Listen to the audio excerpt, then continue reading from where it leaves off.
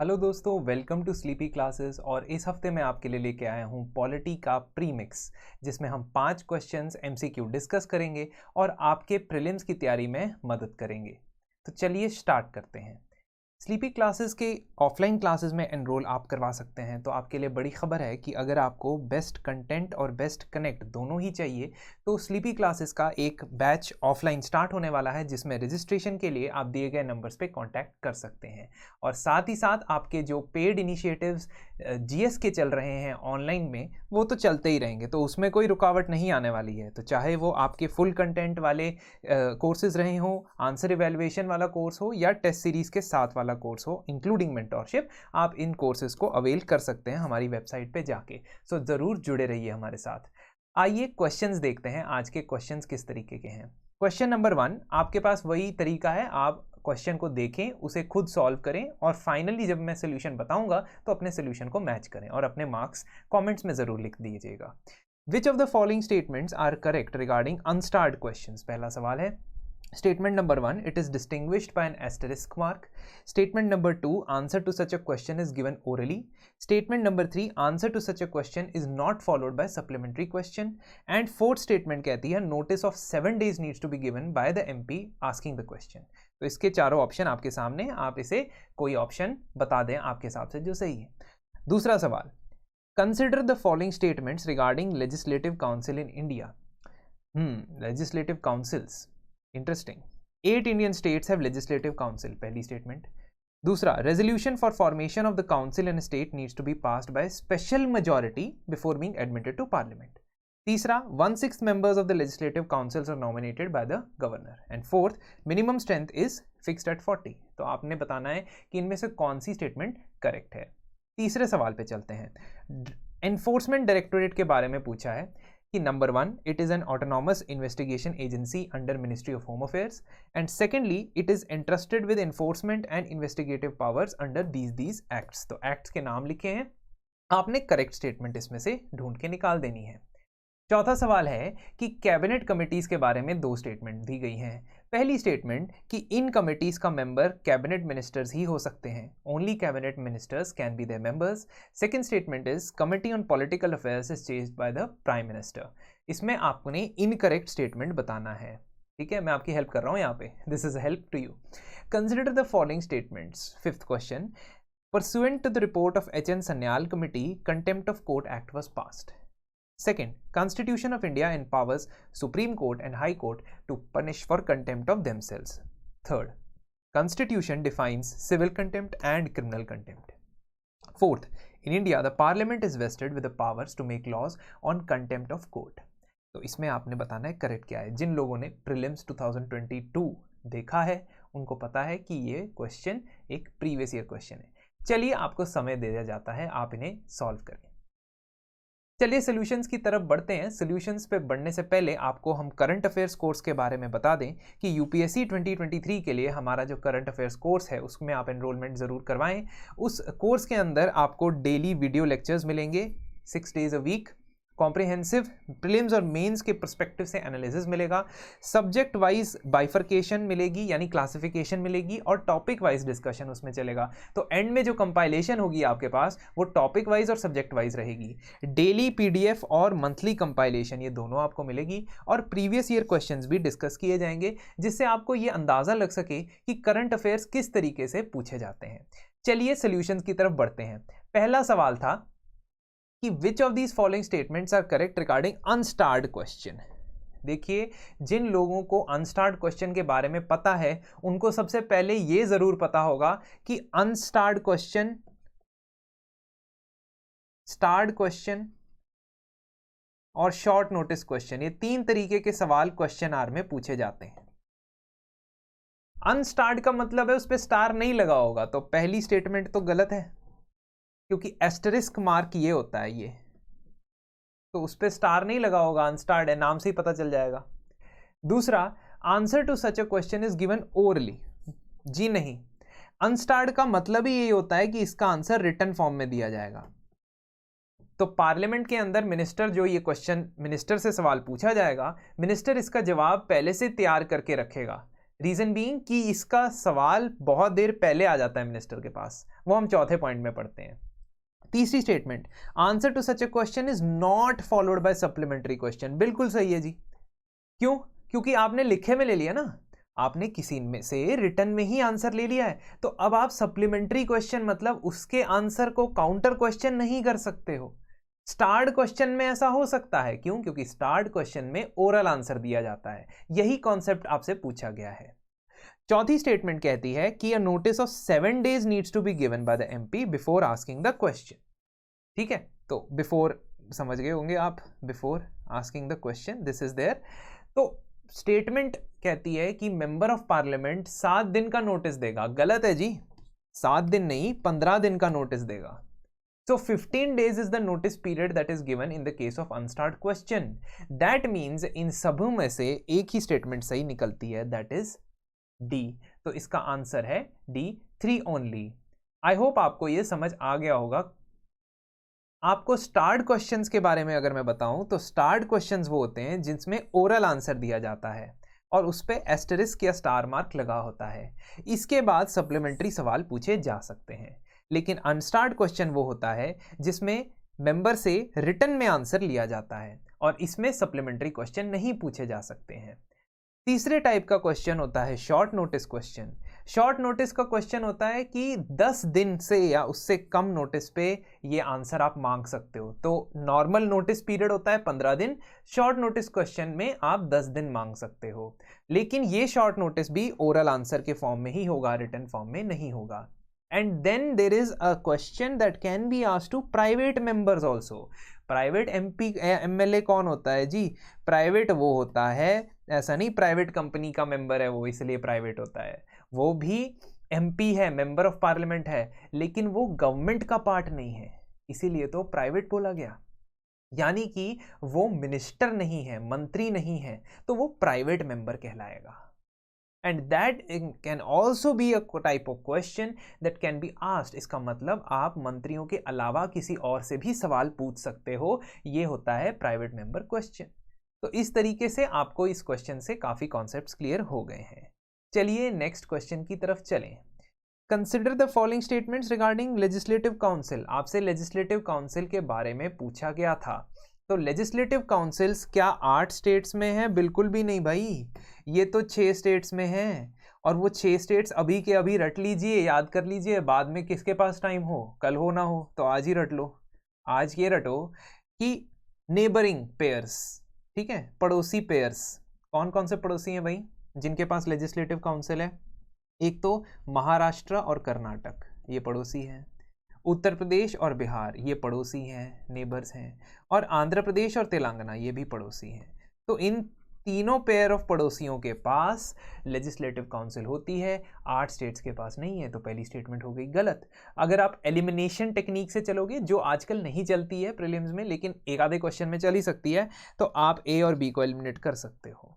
दूसरी स्टेटमेंट ये कही गई है कि लेजिस्लेटिव काउंसिल बनाने के लिए स्टेट को मेजॉरिटी चाहिए, वो भी स्पेशल मेजॉरिटी, और रेजोल्यूशन अगर ऐसा पास होता है तो उस रेजोल्यूशन के थ्रू आप क्या कर सकते हो, पार्लियामेंट के पास जा सकते हो। फिर पार्लियामेंट कानून बनाएगा, उसके बाद आपका लेजिस्लेटिव काउंसिल बनेगा, और यही है सही। You need special majority. तीसरी statement, 1/6 of members of legislative councils are nominated by the governor. बिल्कुल सही बात है। क्यों? क्योंकि इसमें लेजिस्लेटिव काउंसिल के अंदर जो मेंबर्स होते हैं वो या तो इनडायरेक्टली इलेक्ट किए जाते हैं या वो गवर्नर के द्वारा नॉमिनेट किए जाते हैं। तो 1/3 members are elected by local bodies यानी म्यूनिसिपैलिटी, डिस्ट्रिक्ट बोर्ड के मेंबर्स, 1/12 को स्टूडेंट्स और बाकी 1/12 को टीचर्स। तो यहाँ पे लिखा है कि स्टूडेंट्स जो ग्रेजुएट्स हैं और टीचर्स जिनके भी 3 साल का एक्सपीरियंस है वो लोग इसको करेंगे। तो पिछला 1/6 मिला दिया, ये 1/12 मिला दिया, तो कितने बन गए? ये भी 1/6 बन गया। 1/3 जो हैं वो legislative assembly of the members elect करते हैं, यानी जो असेंबली के मेंबर हैं वो लोग इलेक्ट करेंगे। तो पिछला 1/3 प्लस ये दोनों का मिला के 1/6 1/3, तो बाकी कितना बच गया? बाकी बच गया 1/3। That is the correct answer. तो इसका मतलब ये हुआ, तो गवर्नर के पास बच गए 1/6, तो दैट स्टेटमेंट इज करेक्ट। पिछली स्टेटमेंट, थर्ड नंबर की स्टेटमेंट करेक्ट है। आखिरी स्टेटमेंट है minimum strength of legislative council is fixed at 40। Yes, that is also correct, क्योंकि मिनिमम स्ट्रेंथ जो होती है लेजिस्लेटिव काउंसिल की और मैक्सिमम स्ट्रेंथ जो होती है लेजिस्लेटिव काउंसिल की, वो भी संविधान के अंदर फिक्स की जाती है। That means legislative council is having a fix strength of, lower strength of 40। और इस तरीके से आप ये समझ सकते हो कि the legislative council maximum strength is 1/3 and minimum strength is 40। ये 1/3 किसका है भाई? ये 1/3 है लेजिस्लेटिव असेंबली की स्ट्रेंथ का। तो मान लीजिए कि किसी असेंबली, स्टेट असेंबली में 300 सीटें हैं, तो लेजिस्लेटिव काउंसिल में सिर्फ 100 सीटें हो सकती हैं। तो अपर लिमिट 100 है और कम से कम 40 सीटें तो होनी ही पड़ेंगी। ये सारा कुछ कॉन्स्टिट्यूशनल है, संवैधानिक है, और ये चीज़ आपने याद रखनी है। तो इस तरीके से हम इस क्वेश्चन का आंसर दे सकते हैं। चलिए तीसरे क्वेश्चन पे चलते हैं दोस्तों। Consider the statements regarding ED, enforcement directorate. क्योंकि ईडी बहुत ज़्यादा न्यूज़ में आ रहा है, बहुत सारे केसेस की इन्वेस्टिगेशन कर रहा है, इसलिए आपसे सवाल पूछा गया था। आपने करेक्ट स्टेटमेंट बतानी थी। देखिए पहली स्टेटमेंट तो जी बिल्कुल गलत है, कारण एनफोर्समेंट डायरेक्टोरेट फाइनेंस मिनिस्ट्री के अंदर काम करता है, होम मिनिस्ट्री के अंदर काम नहीं करता है। और इसका पर्पस जो है वो सेकंड ऑप्शन में सीधा सीधा बता दिया गया है कि fugitive economic offenders act, foreign exchange management act, prevention of money laundering act, ये सारे कानूनों के अंदर ईडी इन्वेस्टिगेटिंग एजेंसी की तरह काम करता है। ये स्टेटमेंट सही है, इसलिए आप आंसर B2 ओनली देंगे। That is ED was formed in 1956, but at that time it was not called ED, it was called Enforcement Unit। और फाइनेंस मिनिस्ट्री के डिपार्टमेंट ऑफ इकोनॉमिक अफेयर्स के अंदर ये एक यूनिट की तरह काम करता था। इसका पर्पस ये था कि 1947 के फॉरेन एक्सचेंज रेगुलेशन एक्ट को इसने एनफोर्स करना था। 1957 में इसका नाम चेंज कर दिया गया, ED बना दिया गया, और थोड़ी देर के लिए के बाद इसको डिपार्टमेंट ऑफ इकोनॉमिक अफेयर्स से डिपार्टमेंट ऑफ रेवेन्यू के पास भेज दिया गया। तो अभी भी ये डिपार्टमेंट ऑफ रेवेन्यू के पास ही काम करता है। ये देखिए, department of revenue, ministry of finance, government of India. इसका मेन पर्पस ये होता है ईडी का कि ये मनी लॉन्ड्रिंग और जो illegal violations of foreign exchange management act है उसको ये चेक रखता है। तो आप ये देख सकते हो कि 1973 में एक कानून बना था जिसका नाम था फेरा, यानी फॉरेन एक्सचेंज रेगुलेशन एक्ट। उसको रिपील किया गया 1999 में फॉरेन एक्सचेंज मैनेजमेंट एक्ट से, जिसमें आपने काफ़ी ज़्यादा लिबरलाइज तरीके से लोगों को फॉरेन करेंसी एक्सचेंज करने दी थी। खैर 2002 में आपने prevention of money laundering act लाया, जिसको 2005 से एनरोल किया गया, यानी कि उसको इम्प्लीमेंट किया गया। उसकी जिम्मेदारी, उसकी इन्वेस्टिगेशन की जिम्मेदारी भी ईडी की है। यानी अगर वो लॉ वायलेट होता है या उस लॉ के अंदर, पीएमएलए के अंदर शेड्यूल्ड ऑफेंसेस लिखे होते हैं, तो उसमें अगर शेड्यूल्ड ऑफेंसेस में से कोई ऑफेंस कमिट होता है तो ईडी इन्वेस्टिगेशन करता है। साथ ही साथ 2018 में उन लोगों को जो 100 करोड़ से अधिक का फ्रॉड करके यहाँ देश से भाग चुके हैं, उनको फ्यूजिटिव इकोनॉमिक ऑफेंडर कहा जाता है, और उसके लिए कानून आया था FEOA। और इसके अंदर भी जो इसकी एनफोर्समेंट है, इसकी इन्वेस्टिगेशन है, अटैचमेंट ऑफ प्रॉपर्टीज है। आपने सुना होगा ईडी ने इतने करोड़ की प्रॉपर्टीज अटैच कर दी। वो क्यों कर देता है ईडी? क्योंकि उसको पावर दी गई है कि जो भी इलीगल तरीके से पैसा कमाया गया है, ब्लैक मनी है, और उससे रिलेटेड जो भी इनकम या एसेट किसी बंदे ने खरीदा है, उसको अटैच किया जाएगा, यानी उसको अपने पास जब्त कर लिया जाएगा। ईडी के डायरेक्टर जो होते हैं वो इसके हेड होते हैं, एनफोर्समेंट डायरेक्टोरेट के, और इनके रिसेंटली सीवीसी के एक्ट में कुछ अमेंडमेंट लाया गया था। CVC is a statutory body as per CVC act 2003। तो एक्चुअली होता क्या है कि ईडी के जो हेड होते हैं उनको अपॉइंट करने वाली कमेटी में सीवीसी चेयरमैन होते हैं, सेंट्रल विजिलेंस कमिश्नर चेयरमैन होते हैं। तो इस एक्ट में बदलाव लाया गया जिसके तहत उनका मैक्सिमम टेन्योर जो है वो 5 ईयर्स का कर दिया गया है। Earlier it used to be 2 years, और ये ऑर्डिनेंस के थ्रू किया गया, क्योंकि आपको पता होना चाहिए कि ऑर्डिनेंस तब आता है जब पार्लियामेंट का सेशन ना चल रहा हो। तो ये इन्फोर्समेंट डायरेक्टोरेट के बारे में आपको इस क्वेश्चन के तरीके से बहुत सारी इंफॉर्मेशन यहां मिल गई है। चलिए चौथे क्वेश्चन पे चलते हैं दोस्तों। Consider the following statements regarding cabinet committees. आपसे ओनली पूछा और आपसे पूछा है इनकरेक्ट। देखो भाई साहब, इनकरेक्ट पूछा है तो फिर आपने कहीं करेक्ट के लिए तो नहीं कर दिया, अपने आप से पूछिएगा। Only cabinet ministers can be there members. अगर आपको नहीं पता होगा तो आप इसमें नहीं बता पाओगे, मतलब गेस नहीं कर पाओगे, क्योंकि लॉजिकली देखा जाए तो कैबिनेट कमेटी में कैबिनेट मिनिस्टर ही मेंबर हो सकते हैं, लेकिन ऐसा नहीं है। There can be people who are not cabinet minister या कैबिनेट रैंक के मंत्री नहीं है और वो कैबिनेट कमेटी के मेंबर हो सकते हैं। तो इसलिए पहली स्टेटमेंट इनकरेक्ट है। दूसरी स्टेटमेंट क्या कहती है? पॉलिटिकल अफेयर्स की जो कमेटी होती है उसकी चेयरमैन प्राइम मिनिस्टर होते हैं। जी हाँ, बिल्कुल सही जवाब है ये। तो इसका मतलब 2 इसका आंसर नहीं है, तो आंसर है A1 ओनली। एक्चुअली जो कैबिनेट कमेटीज होती हैं वो कॉन्स्टिट्यूशनल नहीं है, यानी अनकॉन्स्टिट्यूशनल नहीं है, मतलब कॉन्स्टिट्यूशन में उसके बारे में बात नहीं की गई है। लेकिन रूल्स ऑफ बिजनेस जो है, जो allocation of rules of business act 1961 के तहत ये कमेटीज बनाई जाती हैं। स्टैंडिंग कमिटीज यानी कि परमानेंट और एडहॉक कमिटीज यानी कि टेम्पररी कमिटीज। खैर, प्राइम मिनिस्टर इनको सेटअप करते हैं, प्रेसिडेंट नहीं सेटअप करते हैं, प्राइम मिनिस्टर इसको सेटअप करते हैं। नॉमेनक्लेचर यानी नेम और कॉम्पोजिशन अलग अलग हो सकता है। मेंबरशिप 3 से 8 या ज़्यादा भी हो सकती है, ऐसा कोई थंब रूल नहीं है कि भाई इतनी ही मेंबरशिप होगी कैबिनेट कमेटीज़ की। लेकिन आमतौर पे जो मेन मंत्री होते हैं यानी कैबिनेट मिनिस्टर्स होते हैं, और कैबिनेट लगभग 15 से 20 मिनिस्टर होते हैं, उसके ऊपर नहीं होते हैं। In normal circumstances, most of the members are cabinet ministers, but they not only include cabinet ministers, they can also include non-cabinet ministers. ऐसा भी हो सकता है। तो इस वजह से हम पहली स्टेटमेंट को रॉन्ग कर रहे हैं। कैबिनेट कमिटीज अभी प्रेजेंटली कितनी है जी? अभी तो 8 कमिटीज हैं जो एक तरह से स्टैंडिंग कमिटीज बनाई गई थी 2019 में, जब दोबारा रीइलेक्ट होकर मोदी सरकार आई थी। तो उन कमिटीज में हमने ये देखना है कि प्राइम मिनिस्टर किसके हेड हैं। प्राइम मिनिस्टर 5 कमेटी के हेड हैं 8 में से, तो 8 में से 5 हमारे लिए काम आसान हो गया। प्राइम मिनिस्टर हेड है तो हमें याद नहीं करने पड़ेंगे ज़्यादा कि इसमें होम मिनिस्टर है, इसमें डिफेंस मिनिस्टर है। खैर, अब देखते हैं प्रेजेंट कमिटीज़ की क्या है लीडरशिप यानी चेयरमैनशिप।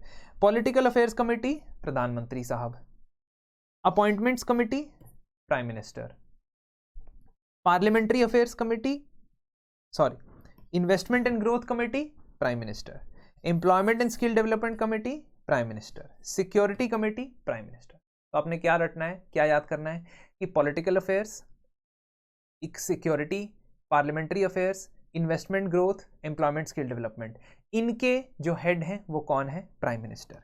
अब आप थोड़ा सा अजीब लगेगा आपको सुन के, लेकिन cabinet committee on economic affairs के हेड फाइनेंस मिनिस्टर नहीं है, वो है होम मिनिस्टर। और cabinet committee on parliamentary affairs के हेड हैं रक्षा मंत्री, RM लिखा है, रक्षा मंत्री है, defence minister Rajnath Singh. And accommodation, cabinet committee on accommodation, इसके हेड हैं होम मिनिस्टर। तो होम मिनिस्टर 2 कमिटीज के हेड हैं, इकोनॉमी और अकोमोडेशन के। पार्लियामेंट्री अफेयर्स के डिफेंस मिनिस्टर है, बाकी सभी कमिटीज के हेड जो है प्राइम मिनिस्टर। तो आप ऐसे उल्टा भी याद रख सकते हैं इस चीज को। If you can not remember all 5 of prime minister, आप बाकी 3 याद कर लो, ठीक है, और उसके हिसाब से जो बाकी के 5 बच गए वो प्राइम मिनिस्टर के पास रहेंगी चेयरमैनशिप। इस तरीके से हम इसमें कैबिनेट कमिटीज के बारे में समझ सकते हैं। आखिरी सवाल जो है आज का, उसमें कंटेम्प्ट ऑफ कोर्ट के बारे में पूछा गया है, और ये क्वेश्चन प्रीलिम्स में पूछा जा चुका है। आपको इनमें से करेक्ट स्टेटमेंट बतानी है। पहली स्टेटमेंट बिल्कुल सही है जी। 1963 में HN सन्याल कमेटी ने अपनी रिपोर्ट दी थी, जिसने ये कहा था कि कंटेम्प्ट ऑफ कोर्ट के लिए एक कानून पास होना चाहिए, और 1971 में पार्लियामेंट ने contempt of court act pass किया।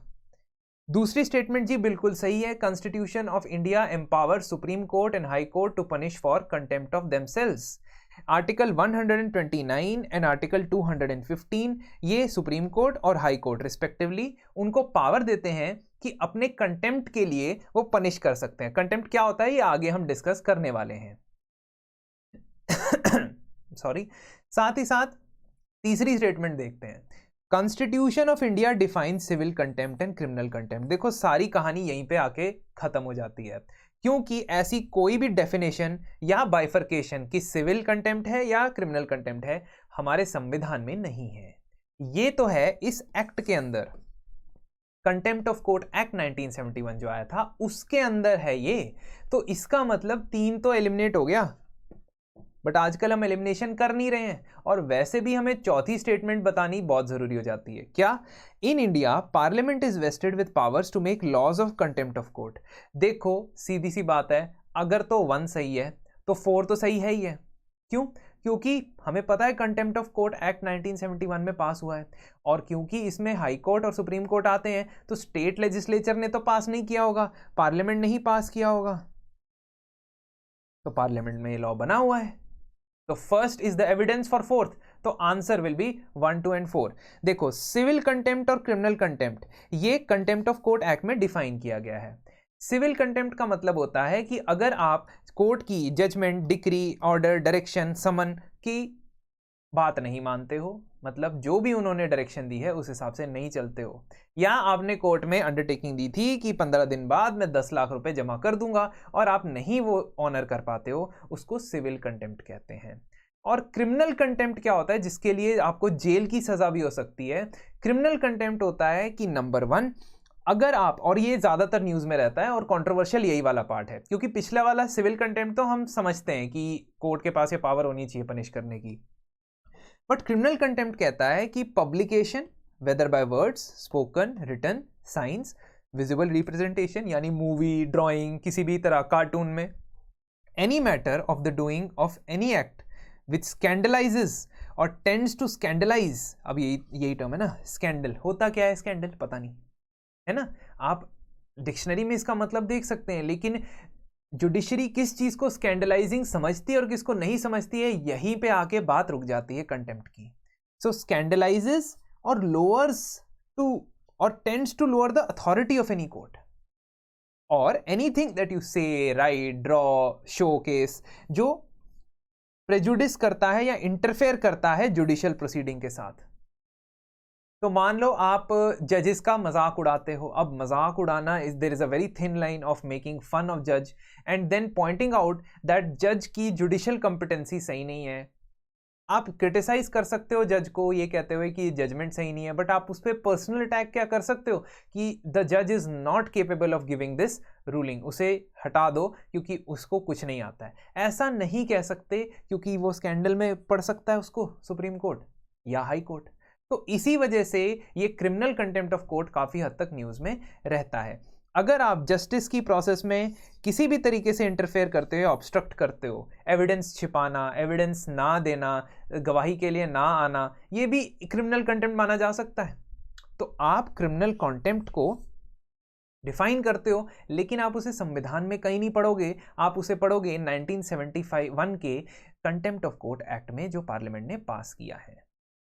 And fourth statement is absolutely correct, because supreme court के बारे में या पार्लियामेंट के बारे में यह भी लिखा गया है आर्टिकल 142 में कि पार्लियामेंट जो लॉ पास करे उसके हिसाब से supreme court contempt of court के लिए पनिशमेंट दे सकता है। तो इस तरीके से हमने आज जाना about different laws and aspects of polity through our premix. आगे आने वाले वीडियोस के लिए हमारे साथ जुड़े रहिए, और अगर आप चाहते हैं कि आप किसी पर्टिकुलर सब्जेक्ट के लिए अलग से कोर्स लेना चाहते हैं कि आपने 1-2 बार अटेम्प्ट दे दिया है, आपको लगता है कि जी मेरा ये सब्जेक्ट जो है वो मुझे समझ नहीं आ रहा है, या आप फ्रेशर हैं और आपको लगता है कि एक पर्टिकुलर सब्जेक्ट है या 2 या 3 सब्जेक्ट हैं जिसमें मुझे गाइडेंस की ज़रूरत है, तो आप अपना पैकेज पिक एंड चूज कर सकते हैं इन 10 पैकेज में से। तो आप अपना बंडल ऑफ कोर्सेज बना सकते हैं जिसमें आपको ये सारी सुविधाएं मिलेंगी, वो भी घर बैठे।